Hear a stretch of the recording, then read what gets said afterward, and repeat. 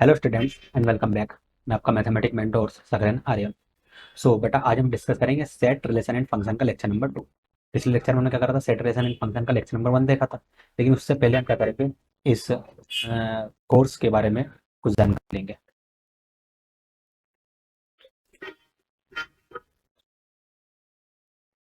जैसे यहाँ पर नेटफ्लिक्स नेटफ्लिक्स ये जो प्लेटफॉर्म है यूट्यूब का, यहाँ पर आपको IIT JEE और नीट 2024 के जो प्रीमियम कोर्सेज है वो आपको फ्री में प्रोवाइड किए जाएंगे। यहाँ पर इंडिया बेस्ड फैकल्टी आपको लाइव क्लासेस लेंगी यूट्यूब पर, और सारे कोर्सेज जो रहेंगे वो बॉटम टू एडवांस आपको कंप्लीट कराए जाएंगे। ठीक है। तो अभी आप हमारा नेटफ्लिक्स जो ऐप है प्ले स्टोर से डाउनलोड करें और हमारे यूट्यूब चैनल को सब्सक्राइब करें। और ये प्ले लिस्ट और चैनल उन बच्चों के साथ ज़रूर शेयर करें जो महंगी महंगी कोचिंगों के कोर्सेज अफोर्ड नहीं कर सकते। ठीक है। सो आज का हमारा सेशन हम स्टार्ट करते हैं। तो बेटा, हम पढ़ रहे थे सेट रिलेशन फंक्शन। लेक्चर 1 हमने देखा था, कुछ सेट की बेसिक डेफिनेशन देखी, सेट का बिल्डर फॉर्म देखा, सेट को कैसे रिप्रेजेंट करते हैं ना, सारी चीज़ हमने देखी। 9 10 का कॉन्सेप्ट था वो। अब हम सेट का लेक्चर नंबर 2 देखेंगे। तो यहाँ पर हम क्या डिस्कस करेंगे बेटा, यहाँ पर हम डिस्कस करेंगे different types of set. Set के कितने टाइप्स होते हैं, तो इसके बहुत सारे टाइप्स होते हैं और बहुत सारे उसमें बेसिक जानकारी हम पढ़ेंगे। तो ये जो लेक्चर है वो 2 पार्ट में बनेगा ना, इसका जो लेक्चर है डिफरेंट टाइप्स ऑफ सेट्स है वो भी 2 लेक्चर में जाएगा, पार्ट 1 एंड पार्ट 2 में।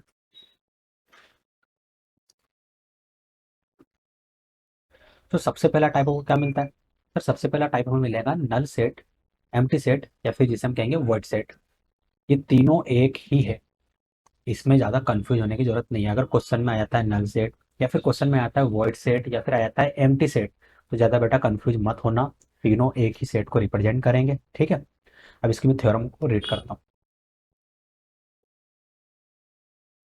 क्या बोला गया, a set having no element is called null set, empty set और void सेट। मान लीजिए आपके पास कोई एक सेट है जिसमें कोई भी एलिमेंट्स नहीं हो, तो उसे हम क्या कहेंगे, नल सेट कहेंगे सर, एम्प्टी सेट कहेंगे, या फिर void सेट कहेंगे। और इसे डिनोट कैसे करते हैं, इसे डिनोट करते हैं फाई से, या फिर इस तरीके के ब्रैकेट से डिनोट करते हैं।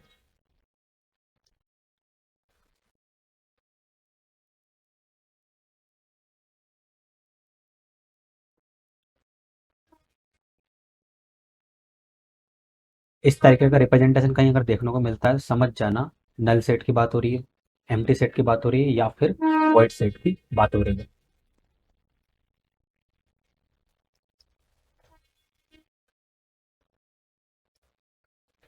यहाँ पर हम कुछ रिमार्क्स देखेंगे कि जो फाई रहता है, या फिर जो एम्प्टी सेट रहता है, इसे क्या कहेंगे, नल सेट कहेंगे, एम्प्टी सेट कहेंगे सर, या फिर void सेट कहेंगे। ये तो मैं आपको बता चुका हूँ।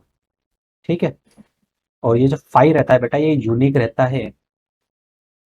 यूनिक मतलब जब आप सेट रिलेशन एंड फंक्शन पढ़ोगे तो फाई को सिर्फ अगर कहीं यूज किया जाए तो समझ लेना कि वो एम्प्टी सेट है, नल सेट है, या फिर void सेट ही है, वो और कोई रिप्रेजेंटेशन में यूज नहीं होगा।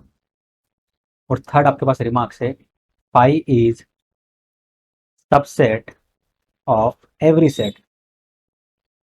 मतलब जितने भी सेट है उसका सबसेट जो है वो फाई तो रहेगा ही रहेगा। अब सर ये सबसेट क्या होता है, यहाँ पर एक टर्म्स आ गया सबसेट, ये वाला टर्म्स। तो बेटा इसको होल्ड पे रखना है ना, सबसेट अभी आने वाला है। डिफरेंट टाइप्स ऑफ सेट पढ़े तो वहाँ सबसेट भी आएगा। सबसेट को मैं आपको डिस्क्राइब करूंगा डिटेल में, तो ये आपको आसानी समझ में आएगा सबसेट किसे कहते हैं ना। तो ये सबसेट किसे कहते हैं, इसे आप होल्ड पे रखें ना, इसको हम पढ़ने वाले हैं। फोर्थ रिमार्क है, phi is never return within braces like, कुछ इस फॉर्म में। इस फॉर्म में आप नहीं लिख सकते सर, क्यों नहीं लिख सकते, तो बेटा इसका कारण ये है कि मैं अलग से इसको रिप्रेजेंट करता हूँ।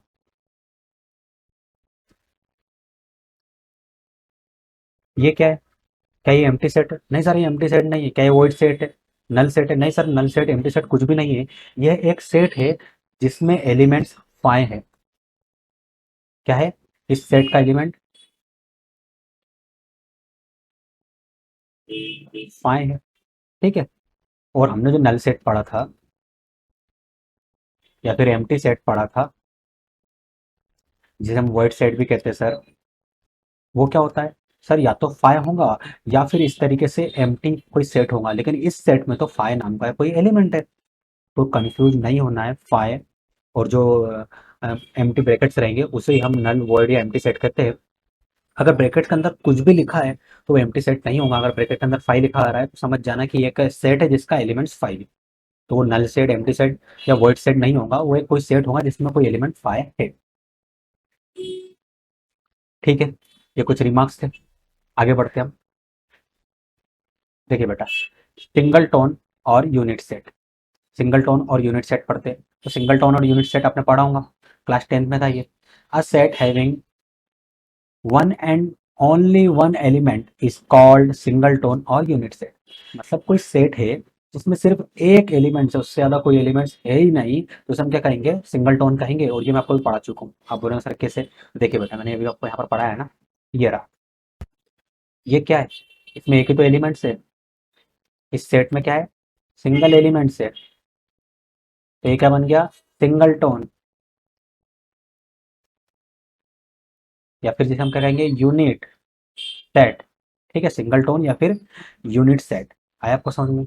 और भी एग्जांपल हो सकते हैं, जैसे, एक मिनट, और एग्जांपल क्या क्या हो सकते हैं सर? देखिए बेटा, मैं आपको एक एग्जांपल बताता हूँ। मान लीजिए सेट बिल्डर फॉर्म आपको ए गिवन है और all of x such that जो एक्स है वो लेस देन होना चाहिए फोर और ग्रेटर देन होना चाहिए टू। ये आपको कंडीशन गिवन है। ये आपको गिवन है बेटा किस फॉर्म में? सेट बिल्डर फॉर्म में। ये आपको मैं पढ़ा चुका हूँ लास्ट लेक्चर में। अब आपको लिखना है बेटा कौन सा फॉर्म? रोस्टर फॉर्म, जिसे हम इन्यूमरेशन फॉर्म भी कहते हैं। रोस्टर फॉर्म आपको फाइंड करना है इसका। तो कैसे फाइंड करोगे सर? बहुत आसान है। जो ए है वो तो एज इट इज आएगा, ये आ गया A. Is equal to roster form या इन्यूमरेशन फॉर्म में हम क्या करते हैं सर? जो एलिमेंट्स है उसे लिख देते हैं और सेपरेट कर देते हैं कॉमा से। तो यदि इसका हमें एलिमेंट्स पता चल जाएगा तो हमारा काम हो जाएगा। और एक मिनट, और यहाँ पर हम कुछ और प्रॉपर्टी इसमें इंक्लूड कर देते हैं। एक्स बिलोंग टू इंटीजर, है ना? बताऊंगा क्यों हमने इंक्लूड करा, वरना इसमें तो इन्फाइनाइट एलिमेंट्स आ जाएंगे। तो ये हो गया। अब देखिए एक्स बिलोंग कर रहा है इंटीजर से, तो आप बोलोगे सर इंटीजर तो यहाँ जीरो से स्टार्ट होगा, one two three up to infinite. और -1 -2 -3 -4 अप टू माइनस इन्फानाइट, ये जाएगा। यहाँ भी फोर ले लीजिए। और हमें बोला गया है कि हमारा जो एक्स है, ये जो हमारा एक्स है वो फोर से छोटा होना चाहिए। मतलब इस फोर से छोटा, लेफ्ट हैंड साइड की ओर जाओ। और टू से बड़ा। टू कहाँ है बेटा? यहाँ पर है सर, इस टू से बड़ा होना चाहिए। और देखो सिर्फ क्या बोला है? सिर्फ लेस देन। लेस देन मतलब फोर से छोटा, ये नहीं बोला गया कि फोर के इक्वल। फोर के इक्वल और फोर से छोटे में फर्क होता है। जैसे यहाँ पर यदि मैं आपको समझाऊं, यहाँ पर लिख देता हूँ मैं। एक काम करता हूँ, अलग से एक स्लाइड में लिखता हूँ। जैसे यदि आपको बोला गया x less than two, x is equal to two, x less than equal to two. X less than two का मतलब क्या है? यहाँ जीरो होगा सर, यहाँ टू होगा। टू से छोटी वैल्यू टू को इंक्लूड नहीं करना है, इसलिए मैंने यहाँ पर क्या करा है? ओपन सर्कल यूज करा है। अब यहाँ पर बोला गया टू, तो नंबर लाइन बन गई। जीरो यहाँ होगा, टू यहाँ होगा, इज इक्वल टू टू मतलब फील्ड इन सर्कल। ये फील्ड इन सर्कल क्या दिखा रहा है? कि हमें वैल्यू टू लेनी है। थर्ड वाला टाइप क्या बनेगा बेटा? सर थर्ड वाला टाइप में एक्स की वैल्यू टू से छोटी, टू के इक्वल होनी चाहिए। तो जीरो यहाँ होगा, टू यहाँ होगा। टू से छोटी मतलब लेफ्ट हैंड साइड के, और इक्वल मतलब फील्ड इन सर्कल। तो इन तीनों का मतलब अलग अलग है। इसका मीनिंग ये है कि एक्स की वैल्यू जो है वो टू से छोटी होनी चाहिए, टू के इक्वल नहीं हो सकती। मतलब 1.99999 से लेके माइनस इन्फिनिटी तक की सारी वैल्यू। सेकंड वाला केस क्या है? सेकंड वाला केस में तो सर बहुत आसान है। एक्स की वैल्यू टू ही है तो टू पे हमने फील्ड इन सर्कल यूज करा है। और थर्ड वाले केस में एक्स की वैल्यू टू के इक्वल है और टू से छोटी है, तो हम क्या कहेंगे? या तो वैल्यू टू के इक्वल होंगी, या टू से छोटी होंगी। मतलब या तो वैल्यू टू भी हो सकती है और टू से माइनस इन्फिनिटी के बीच की सारी वैल्यू भी हो सकती है। ठीक है, तो ये आपको समझना जरूरी था। तो यहाँ पर ये चीज़ें यहाँ पर अप्लाई होंगी। बहुत से बच्चों को इसके बारे में पता होगा, जिन बच्चों को नहीं पता है डोंट वरी। मैंने आपसे पहले भी कहा, हम स्क्रैच से पढ़ेंगे, सारी चीज़ों को हम स्क्रैच समझाएंगे। तो मैं इसी तरीके से स्क्रैच से आपको पढ़ूंगा ना, एक एक चीज़ों को समझाऊंगा। अब देखिए बोला गया फोर से छोटी, तो फोर से लेफ्ट हैंड साइड की ओर हम गए। इसमें हमें क्या मिला? यहाँ पर फील्ड इन सर्कल, ओपन सर्कल। और टू से बड़ी, तो यहाँ पर हमने क्या करा बेटा? ओपन सर्कल यूज़ करा है। अब फोर और थ्री के बीच में कौन सी वैल्यू मिल रही है? जो इंटीजर है, क्योंकि यहाँ बोला गया ना एक्स इंटीजर होना चाहिए। अब टू और फोर के बीच में सारी इन्फानाइट वैल्यू मिलेंगी, लेकिन हमें तो बोला गया इंटीजर, तो इनके बीच में इंटीजर तो एक ही है, वो है थ्री। तो यहाँ पर थ्री आएगा, इसके अलावा कोई और आने नहीं वाला है। ये क्या बन गया बेटा? सिंगलटन सेट, जिसे हम सर यूनिट सेट भी कहते हैं। समझ में आया बेटा आपको? आई होप इतना आपको समझ में आ गया होगा। अब मैं कुछ और एग्जांपल और करवा देता हूँ, है ना, एक दो क्वेश्चन और, थोड़ी और क्लैरिटी आपको होगी। कुछ क्वेश्चन देता हूँ मैं। ये बताइए, बी सेट आपको गिवन है, इसमें एलिमेंट है 4 5 6, और डी सेट आपको गिवन है जिसमें एलिमेंट है 7, और ई सेट बेटा आपको गिवन है जिसमें एलिमेंट्स है माइनस इन्फाइनाइट से लेके 1, सॉरी, -4, -3, -2, -1। अब बताइए मुझे इसमें से सिंगल टोन सेट कौन सा है?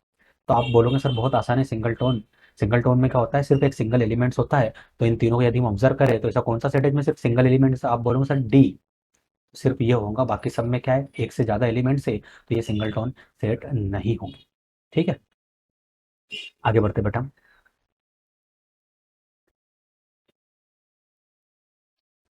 देखिए, यहाँ पर बेटा एक कॉन्सेप्ट आया सबसेट।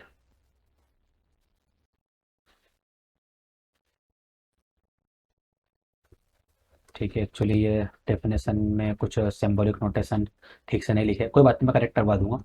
देखिए, if every element of set A is also an element of set B.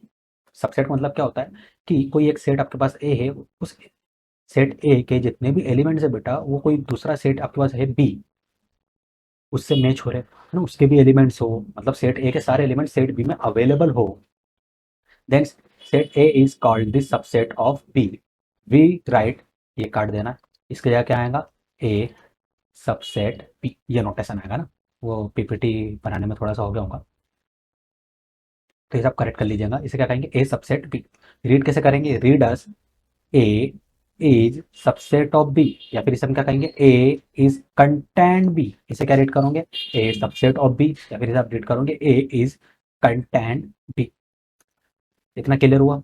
ठीक है सर। अब इस पे देखो बेटा, मैं आपको कुछ एग्जांपल करवा देता हूँ। तो एग्जांपल करवा दूंगा तो कुछ आपको क्लियरिटी होगी। सबसेट का कॉन्सेप्ट बहुत आसान है। देखिए, मान लीजिए आपके पास एक कोई सेट है ए, जिसके एलिमेंट्स है 2 3 4, एंड बेटा आपके पास कोई सेट बी है जिसके एलिमेंट्स है 5 4 3 1 2। अब हमने डेफिनेशन पढ़ी थी, यदि ए के सारे एलिमेंट्स बी में लाई कर रहे हो, है ना, या फिर बी में अवेलेबल हो, तो ए क्या होगा, सबसेट होगा बी का। अब एक बात बताइए, क्या ए के सारे एलिमेंट्स बी में है, या फिर बी के सारे एलिमेंट्स ए में है क्या, चेक करो। सर ए के एलिमेंट्स है 2, बी में भी 2 है क्या, हाँ सर है। ए का एक एलिमेंट है 3, बी में क्या एलिमेंट्स है, हाँ सर ये भी है। ए का एक एलिमेंट बेटा 4 है, बी का एक एलिमेंट्स है 4, हाँ सर ये भी है। लेकिन बी में इसके अलावा और भी एलिमेंट्स हैं, तो उससे हमें फर्क नहीं पड़ता। हमें फर्क पड़ता है ए के सारे एलिमेंट बी में होना चाहिए, बस। ए के सारे एलिमेंट बी में, आप बोलोगे हाँ सर है। अब ए के सारे एलिमेंट बेटा बी में है, तो आप क्या बोलोगे कि जो ए है सर, वो सबसेट है बी का।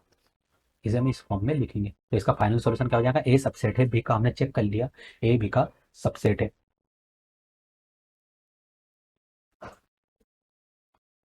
अब सर सबसेट कैसे बनते हैं,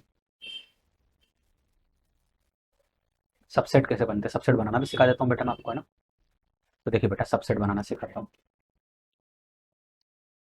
सबसेट, मान लीजिए आपको सेट गिवन हो, कैपिटल ए बी सी। अब ये आपको सेट गिवन था, आपको पॉसिबल सबसेट लिखना है। तो बेटा नाम में सारी चीजें छुपी रहती है, क्या बोला है, पॉसिबल सबसेट लिखिए। अब कितने पॉसिबल सबसेट बनेंगे, सबसेट मतलब सेट का एक छोटा सा पार्ट, सबसेट मतलब सेट का एक छोटा सा पार्ट। जैसे कितने पार्ट हम बना सकते हैं, तो आप बोलोगे सर आपके पास है ए, यदि हम इसकी बात करें तो ए है, बी है और सी है, ये तीन है।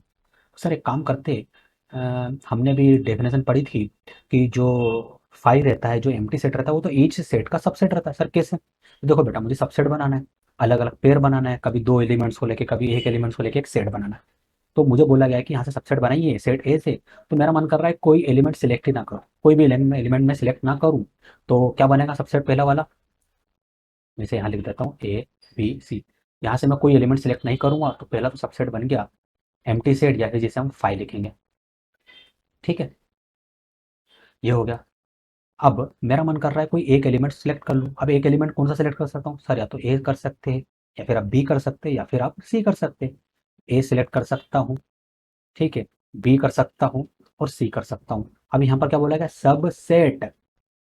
सेट कब बनेगा, जब करली ब्रेसेस यूज होगा, तो करली ब्रेसेस भी लगाना होगा बेटा। ये हो गया। अब सर मेरा मन कर रहा है कि दो दो के पेयर करके बना लूँ। दो दो के पेयर कैसे बनेंगे, ए बी के साथ, ए सी के साथ। ये हो गया, दो दो के पेयर बन गए। क्या और कोई दो का पेयर बाकी है? हाँ सर, हो सकता है। बी को ए के साथ बना देते ना सर, और बी को सी के साथ बना देते। सर और कोई पेयर बन सकता है? सर सी का ए के साथ बना सकते, सी से ए। बनाते हो बेटा, वो अब हम आगे चेक करेंगे हमने सही बनाया है गलत। ये हो गया। इसके अलावा दो दो के पेयर नहीं बन सकते। अब सर तीन का पेयर बनेगा, ए बी सी। तो बना दीजिए बेटा, ए बी सी। ये बन गए पॉसिबल सबसेट। क्या यही पॉसिबल सबसेट है? क्या ये करेक्ट है?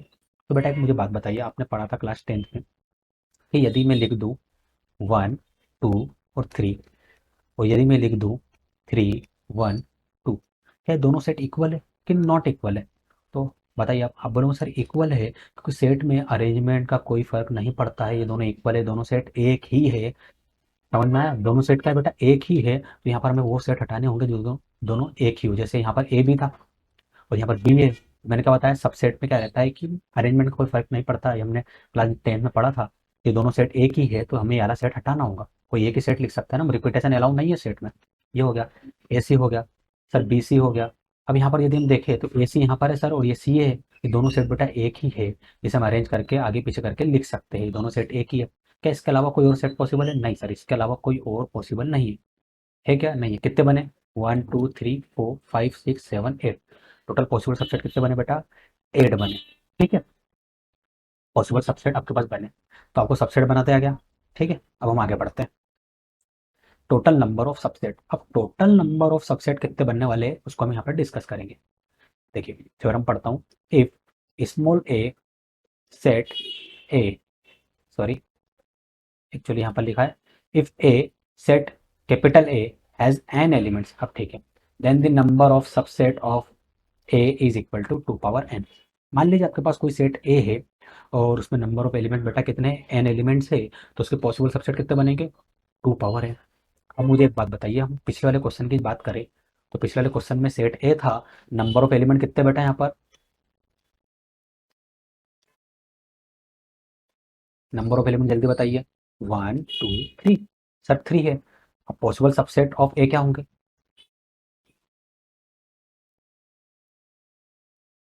Minute. Number of possible subset of A क्या होगा? सर इसका तो अभी हमने फॉर्मूला पढ़ा है, वो है 2 पावर एन। तो यहाँ पर लगा दीजिए बेटा 2 पावर एन। 2 पावर एन की वैल्यू क्या है? सर ये तो 3 के इक्वल है। 2 पावर 3 क्या हो जाएगा? सर ये 8 हो जाएगा। तो मुझे बताइए क्या 8 ही हमारे पास सबसेट बने? हाँ सर, हमने बनाया था सबसेट, हम काउंट कर लेते।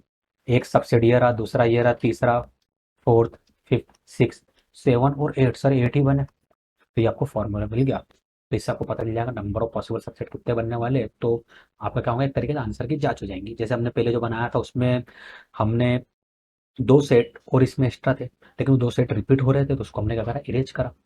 अगर हम रिपीटेशन अगर चेक नहीं करते तो हमारे कितने बनते, 10 बनते। तो ये आपको पहले से ऐड हो जाएगा कितने सबसेट बनने वाले हैं, तो इस हिसाब से अपने आंसर की जांच कर सकते हैं। कई बार डायरेक्ट क्वेश्चन आ जाते हैं इसमें ना, बिट सेट में आते हैं, बिट सेट कालिंगा या जो वेल्लोर के एग्जाम होते हैं उसमें डायरेक्ट क्वेश्चन बेटा इस पर बेस्ड आ जाते हैं। तो आपको फॉर्मूले ध्यान रखने हैं। आगे बढ़ते हैं हम। यहाँ अब हम एक क्वेश्चन को देखेंगे। क्वेश्चन हमारे पास है, write the letter of the word. इस वर्ड के लेटर को लिखिए। सबसे पहले वर्ड क्या है बेटा आपके पास? अलाहाबाद। इसके लेटर क्या क्या हो सकते हैं? सर ए है इसमें, ठीक है ए है। ए यहाँ पे रिपीट हुआ है, यहाँ भी और यहाँ भी। फिर क्या मिलेगा? सर एल 2 बार आया है, एल लिख लीजिए। फिर सर एच आया है, एच लिख लीजिए बेटा। फिर सर बी आया है और डी आया है, तो बी और डी आपके पास आ गया। हमने इनके लेटर, जो ये वर्ड था इसका हमने लेटर लिख दिए। क्या बोला गया? Write the letter of the word Allahabad in the set form, और इसका सेट बना दीजिए। सेट का क्या नाम दे सर हम? एक काम करिए, कैपिटल एम दे दीजिए, क्योंकि एम इसमें यूज नहीं हुआ है। तो ये आपके पास क्या हो जाएंगे बेटा? ये हो जाएंगे A B D L H. ये इसके एलिमेंट्स होगा। टोटल कितने एलिमेंट्स है सर? टोटल 5 एलिमेंट्स है। तो नंबर ऑफ पॉसिबल सबसेट कितने बनेंगे बेटा? 2 पावर 5। 2 पावर 5 कितना हो जाएगा बेटा? सर 32 के इक्वल होगा। ठीक है, आगे क्वेश्चन को रीड करते हैं। Find the number of subset in it and right all subset. देखो, नंबर ऑफ सबसेट फाइंड करना तो आसान था, अभी निकाल लिया। 2 पावर 5 इज इक्वल टू 32। अब इन सबसेट को लिखना थोड़ा सा कॉम्प्लिकेटेड हो जाएगा। एक्चुअली क्वेश्चन आसान ही है, पर लेंथी है। तो इस पूरे क्वेश्चन को हम सॉल्व करेंगे। अब नंबर ऑफ पॉसिबल सबसेट कितने होंगे बेटा?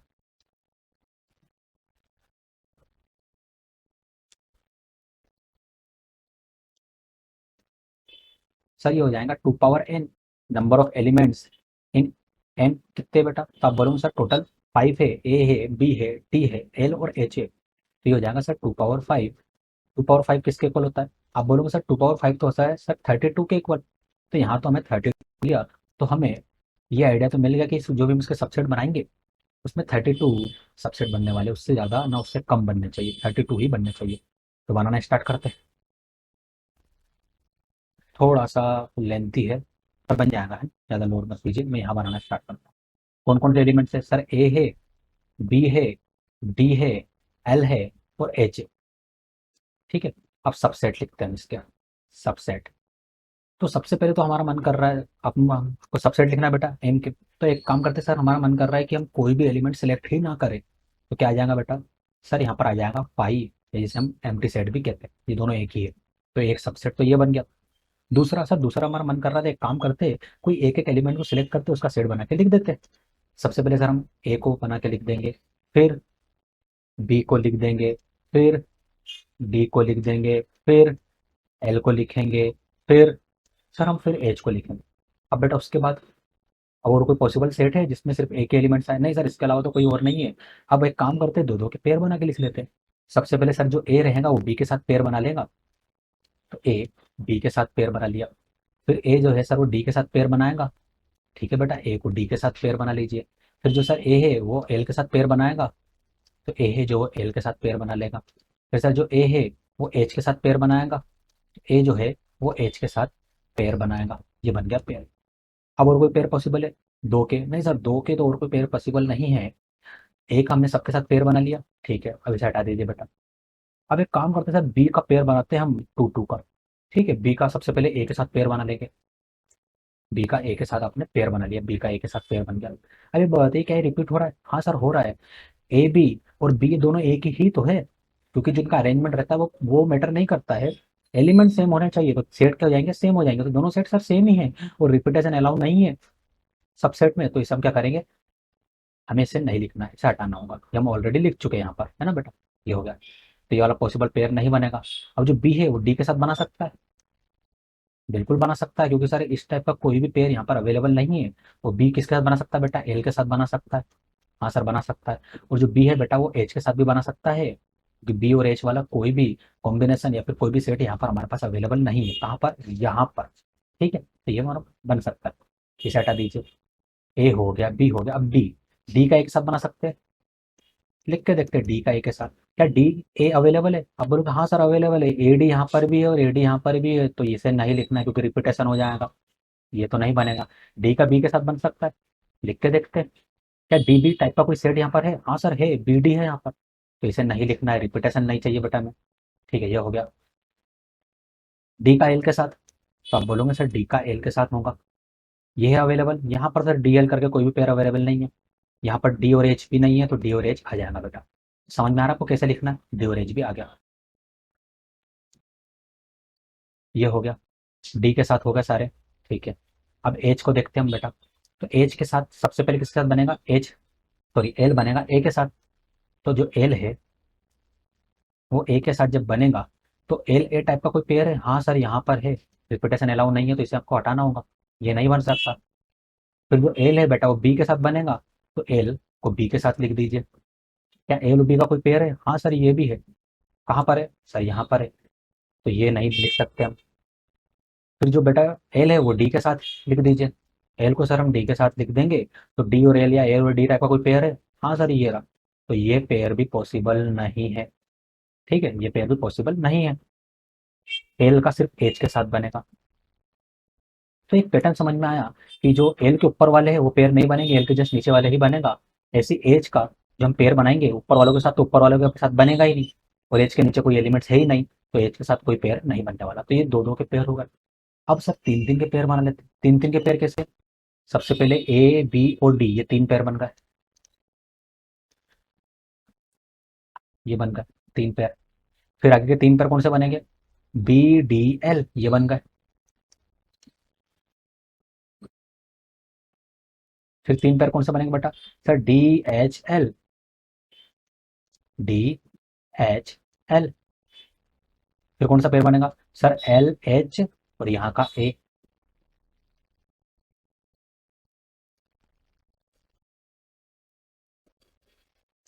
फिर कौन सा पेयर बनेगा? एल एच ए आ गया। फिर बनेगा बेटा एच ए बी।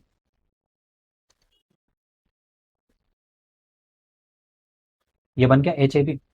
हाँ सर, एच ए बी बन गया। इसके अलावा और कोई थ्री के पेयर पॉसिबल है? अब देखो यहाँ एच तक हम आ गए थे, अब इसके ऊपर जाएंगे तो वापस ए बी डी मिलेगा, और ए बी डी को तो हम लिख चुके हैं।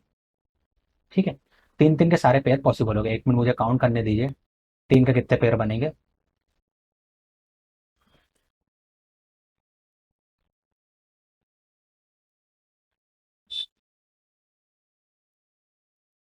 ये हो गया। ठीक है,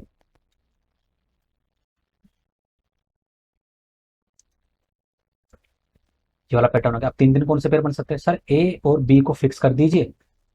कर देते ए और बी को फिक्स। सबसे पहले हम डी लेंगे, डी यहाँ पर आ जाएगा। ए और बी डी वाला पेयर है, हाँ सर है। कहाँ पर है बेटा? सर यहाँ है। तो ये नहीं लिख सकते। ए बी के साथ एल को ले लीजिए। ए बी के साथ एल, ए बी एल वाला कोई पेयर है? नहीं सर, ये तो नहीं है। तो यहाँ पर आ गया, ये हो गया। ए बी के साथ एच को ले लीजिए बेटा। मैं यहाँ लिखता हूँ, ए बी के साथ एच को ले लीजिए, तो ए के पेयर ये बन गया। तो ये वाला एक कॉम्बिनेशन बन गया, पॉसिबल कॉम्बिनेशन। फिर कौन सा कॉम्बिनेशन लोगे? तो आप बोलोगे सर अभी हमने ए बी को करा था फिक्स, अब एक काम करते, बी और डी को फिक्स कर देते। जैसे ही बेटा बी और डी को फिक्स करोगे, सबसे पहले ए मिलेगा आपको, तो यहाँ पर आ जाएगा बी डी ए।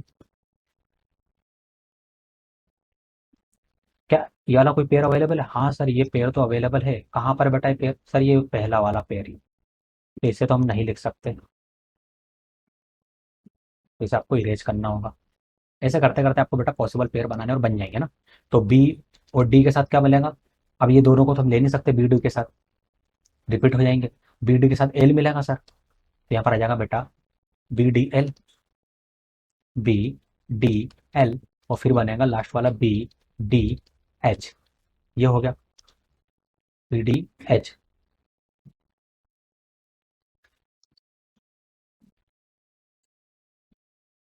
एक मिनट, ये हो गया, बी डी हो गया। Sir D L, D L ले सकते हैं। अब डी एल का ऊपर के साथ तो पेयर बनेगा नहीं, डी एल का सिर्फ नीचे के साथ बनेगा, तो डी एच एल बनेगा।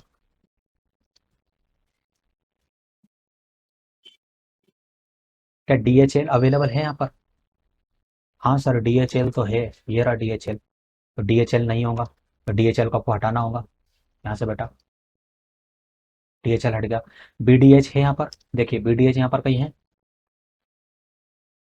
बी डी एच वाला कोई पेयर है यहाँ पर? नहीं सर, बी डी एच वाला तो नहीं है। ठीक है, और बी डी एल वाला कोई यहाँ पर पेयर है?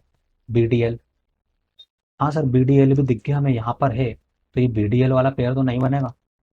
बी डी एल वाले पेयर को बेटा आपको हटाना होगा। अब हटा दीजिए इससे। क्या बचेगा? बी डी एच बचेगा। तो बी डी एच को मैं फिर से लिख देता हूँ, बी डी एच। तो बी डी एच मिल गया।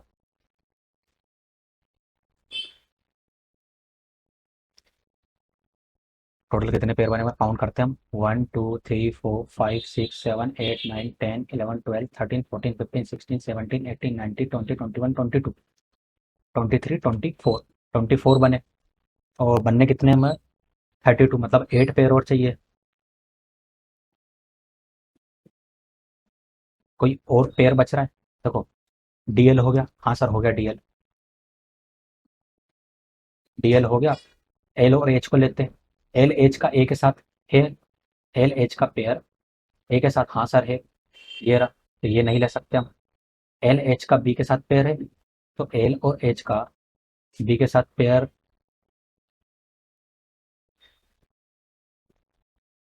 एल एच का बी के साथ पेयर नहीं है, तो एल एच आ जाएगा बी के साथ। ये हो गया बेटा। और कोई पेयर सर, एल एच का डी के साथ, तो एल एच का डी के साथ पेयर है, एल और एच का डी के साथ यहाँ पर पेयर है, तो ये पॉसिबल नहीं है, तो ये हो गया एल एच। अब बनेगा एच और ए को फिक्स कर दो, एच और ए को फिक्स कर दो, एच और ए को फिक्स कर दो। इसको फिक्स करने के बाद थर्ड वाले में क्या आ सकता है, बी आ सकता है, डी आ सकता है, एल आ सकता है। यहाँ पर चेक करिए, एच ए के साथ यदि हम बी लिखते हैं, तो ये वाला कोई पेयर अवेलेबल है, एच ए बी वाला पेयर अवेलेबल है क्या, चेक करिए। हाँ सर है, ये रहा, तो ये तो नहीं आएगा। एक काम करते हैं, यहाँ पर ए बी, हमने बी लिखा था, बी के बाद क्या है बेटा, डी है, तो लास्ट में हम डी पुट करके देखते हैं यहाँ पर डी। तो एच ए डी वाला कोई पेयर है, एच ए डी, तो एच ए डी वाला कोई पेयर आपको दिख रहा है यहाँ पर, नहीं सर एच ए डी वाला पेयर तो कोई नहीं दिख रहा है, तो एच ए डी आ जाएगा। अब एच ए डी आ गया, एच ए एल वाला पेयर देखिए,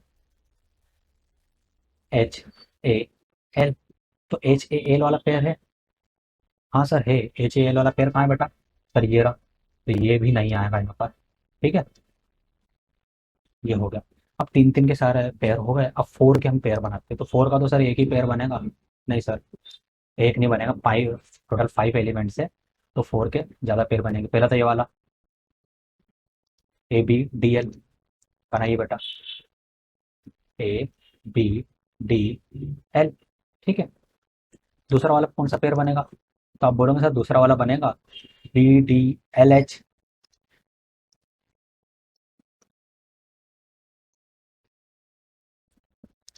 थर्ड वाला पेयर क्या बनेगा, तो आप बोलोगे सर थर्ड वाला पेयर बनेगा डी एच एल और ए।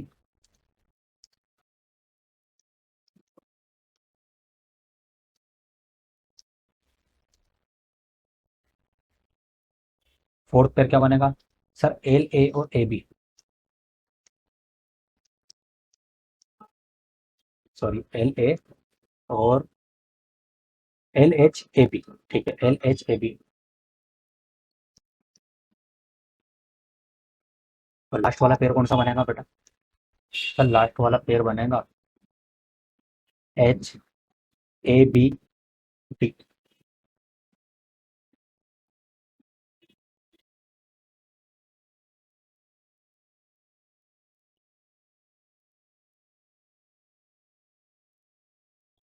इसके अलावा वापस ऊपर जाएंगे तो फिर से रिपीट हो जाएगा। ये हो गया, चार के सारे पॉसिबल पेयर बन गए, पांच का तो सिर्फ एक ही बनेगा, वो ये रहा। सर लिखिए पांच का पेयर, ये हो जाएगा A B C D. Sorry बेटा, पांच का पेयर नहीं बनेगा यार। अब पांच का पेयर क्यों नहीं बनेगा, क्योंकि सारे एलिमेंट्स हमें यहाँ पर नहीं लेने हैं। सारे एलिमेंट्स लेंगे तो एक सुपर सेट वाला केस बनेगा ना, वो आगे बनने वाला, सारे एलिमेंट नहीं लेना है। सबसेट में क्या होते हैं, उसके इक्वल एलिमेंट्स होते हैं, फिर उससे कम होते हैं। ठीक है, तो सबसेट हमारे पास बन गया। ये हो गया, एक मिनट रुकिए चेक करने दीजिए। सारा वाला पेयर तो हम ले सकते हैं, सारे एलिमेंट्स वाला पेयर ले सकते हो, ए बी डी एच और एल था, है ना। ये हो गया। अब एलिमेंट्स गिने कितने हो रहे हैं,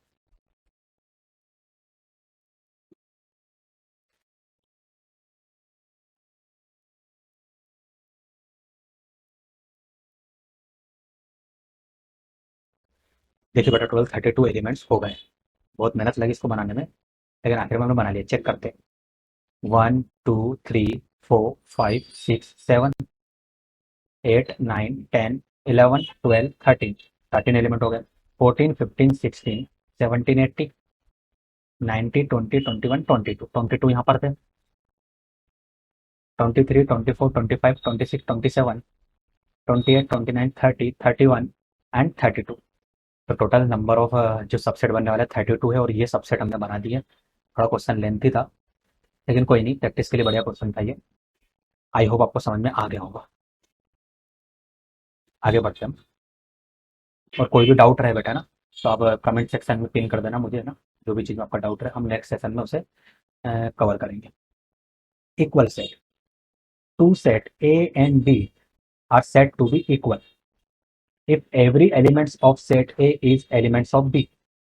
यदि A के सारे एलिमेंट सेट B में है ना, तो हम क्या कहेंगे कि वो इक्वल सेट है.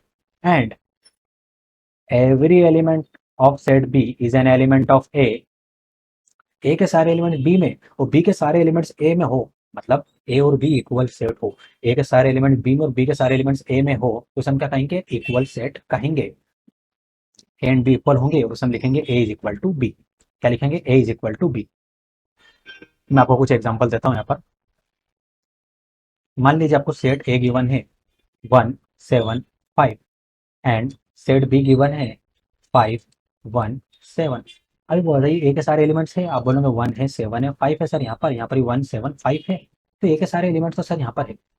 अब बी के एलिमेंट चेक करिए, 5 1 7, तो 5 भी है 1 भी है 7 भी है, तो सर बी के भी सारे एलिमेंट्स है, तो हम क्या कहेंगे, ए जो है बी के इक्वल है. क्या है, ए सेट जो है बी सेट के इक्वल सेट है. आसान कॉन्सेप्ट था. ठीक है, हम आगे बढ़ते हैं. इससे रिलेटेड एक और क्वेश्चन हम देख ही लेते हैं, है ना. अच्छा क्वेश्चन है, यहाँ नहीं, एक ब्लैंक पेज पर करते हैं. देखिए क्वेश्चन, आपको सेट गिवन है 1 2 3 इज इक्वल टू, आपको गिवन है all of x such that x power 2 minus 6x power 2 plus 11x minus 6 is equal to 0. ये आपको गिवन है. सॉरी, यहाँ पर पावर 3 है, बट यहाँ पर पावर 3 है. X power 3 minus 6x power 2 plus 11x minus 6 is equal to 0. अब लेफ्ट हैंड साइड में आपके पास एक सेट और राइट हैंड साइड में एक सेट है, तो लेफ्ट हैंड साइड का सेट तो हमें पता है, इसे नाम दे दो बेटा सेट ए, और राइट हैंड साइड वाले सेट को नाम दे दो सेट बी. तो सेट बी आपको गिवन है all of x such that x power 3 minus 6x power 2 plus 11x minus 6 is equal to 0. अब प्रॉपर्टी क्या है सर, प्रॉपर्टी हमारे पास है x power 3 minus 6x power 2 plus 11x minus 6 is equal to 0. अभी बताइए क्या है, बताइए. ये क्यूबिक इक्वेशन है. अब ये क्वाड्रेटिक हम चालू करेंगे तो वहां पर इसे हम पढ़ेंगे. क्यूबिक, क्यूबिक इक्वेशन है. डिग्री क्या है, क्यूबिक इक्वेशन की सर डिग्री है 3 के ऊपर, तो मैक्सिमम रूट कितने मिलेंगे, डिग्री के इक्वल, मतलब इतनी वैल्यू मिलेंगी जो इसे सेटिस्फाई करेंगे. मतलब जो हमारी क्यूबिक इक्वेशन है वो एक्स के फॉर्म में है सर, तो एक्स की 3 वैल्यू मिलेगी जो इसे सेटिस्फाई करने वाली है. तो एक्स की 3 वैल्यू क्या क्या होंगी, तो बहुत आसान है, इसको सॉल्व करने की जरूरत नहीं है, वो मैं आपको क्वाड्रेटिक में सिखाऊंगा. यहाँ पर बोला गया है दोनों सेट इक्वल है, तो दोनों सेट इक्वल है, ये 3 वैल्यू होंगी. अब ये 3 वैल्यू होंगी तो सबसे पहले एक्स की वैल्यू क्या होंगी, 1 होंगी, फिर एक्स की वैल्यू क्या होंगी सर 2, फिर 3.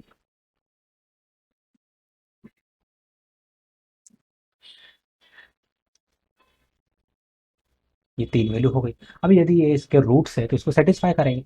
सबसे पहले पुट कर दीजिए एक्स की वैल्यू 1, इसे नाम दे दीजिए बेटा इक्वेशन 1 में, इन इक्वेशन 1. जैसे आप इक्वेशन 1 में पुट करेंगे तो हो जाएगा 1 power 3 minus 6 into 1 power 2 plus 11 into 1 minus 6 is equal to 0. क्या मिलेगा, 1 पावर 3 सर 1 हो जाएगा, माइनस 6 इंटू 1 पावर 2 कितना हो जाएगा 6 हो जाएगा, 11 इंटू 1 कितना हो जाएगा सर 11 हो जाएगा, और ये हो जाएगा minus 6 is equal to 0. 1 plus 11 क्या हो जाएगा, आप बोलोगे सर 12, माइनस 6 क्या हो जाएगा सर ये माइनस 12 इज इक्वल टू 0. दोनों कैंसिल, तो left hand side right hand side के इक्वल मिल गया. हमें क्या मिला, 0 इज इक्वल टू 0, मतलब एक्स इज इक्वल टू 1 इसका रूट है. ऐसे आप जब चेक करोगे तो x is equal to 2 and x equal to 3 भी इसका रूट ही होगा. ये चेक करना आप लोग, है ना. तो एक्स के में वैल्यू पहले क्या मिली 1, दूसरी वैल्यू क्या मिलेगी 2 और 3, तो यहाँ पर इस वैल्यू को हम लिख देंगे सेट बी में. तो सेट बी क्या बनेगा, ऑल ऑफ एक्स, कौन कौन से एक्स 1 2 3, आ जाएगा 1 2 3. अब देखिए सेट बी जो मिला वो है 1 2 3, सेट ए क्या है 1 2 3, क्या है दोनों इक्वल है. अब बोलोगे हाँ सर ये दोनों इक्वल सेट है, क्या लिख सकते हो बेटा इसे, ए इज इक्वल टू बी. आसान सा कॉन्सेप्ट था, है ना. कोई ज़्यादा रॉकेट साइंस नहीं था इसमें. इसमें अगर कोई डाउट है तो आप मुझसे पूछ सकते हो या फिर पिन कर सकते हो. और क्यूबिक इक्वेशन में आपको सिखाऊंगा ही बेटा मैं, है ना, कि cubic equation sorry quadratic equation में आपको मैं सिखाऊंगा ही क्यूबिक इक्वेशन कैसे सॉल्व करते हैं. तो वहाँ पर हम इन डीप ये सारी चीज़ों को पढ़ने वाले हैं, वहाँ सारी चीज़ें कवर होंगी आपकी. इतना हो गया.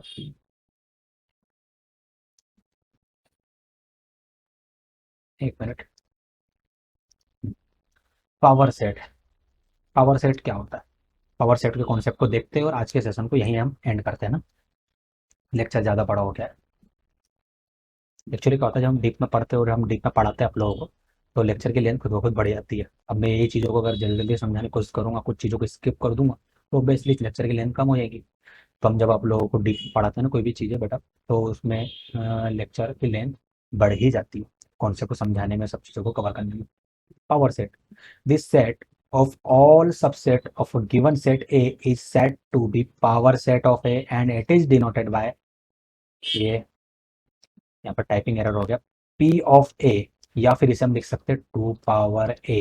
ठीक है, और सिंबॉलिकली इसे इस तरीके से रिप्रेजेंट करते हैं, पावर सेट ऑफ A और कुछ नहीं, सारे सेट ऑल ऑफ एक्स होगा सच दैट एक्स क्या रहेंगे, सबसेट रहेंगे ए के।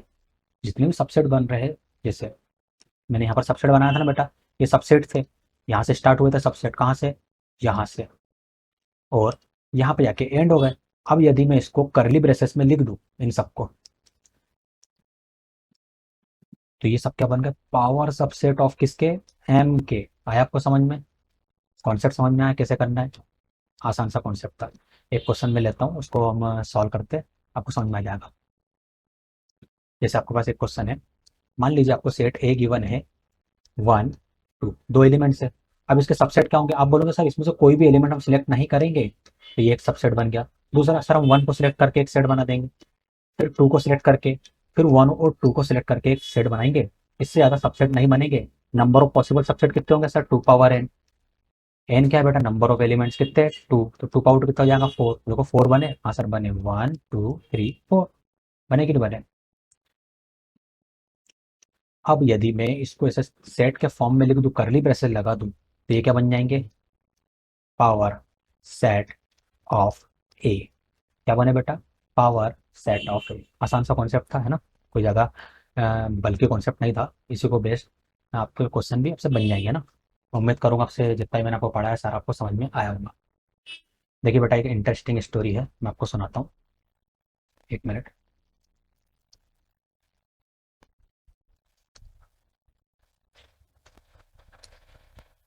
ठीक है, देखिए क्या होता है कि एक बार अल्बर्ट आइंस्टीन जी ना कॉल करते हैं अपने मैनेजर को। रात का समय हो रहा था, रात को अप्रोक्सीमेट कुछ 12 या 1 AM हो रहा था। उन्होंने अपने मैनेजर को कॉल किया, वो एक्चुअली घर के बाहर थे।